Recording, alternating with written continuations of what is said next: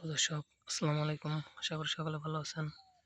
তো দর্শক দেখতে পাচ্ছেন আমরা কীভাবে আমাদের বাড়ির পাশে জমিতে কীভাবে এই পাট শাকগুলো চাষ করে থাকি। তো দর্শক এই পাট শাকগুলো চাষ করে কিন্তু আমরা প্রচুর পরিমাণে লাভবান হয়েছি। তো দর্শক আপনারা চাইলে কিন্তু এভাবে আপনাদের বাড়ির পাশে জমিতে এই পাট শাকগুলো চাষ করতে পারেন।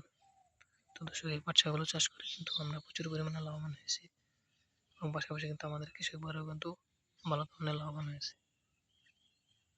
তো দর্শক আপনারা চাইলে আপনাদের বাড়ির পাশের জমিতে এভাবে পাট শাকগুলো চাষ করে কিন্তু ভালো টাকা লাভবান করতে পারবেন। তো দর্শক এই পাট শাকগুলো যদি আপনারা চাষ করতে চান তাহলে আপনাদের এই পাট শাকের বীজগুলো বাজার থেকে কিনে আনতে হবে।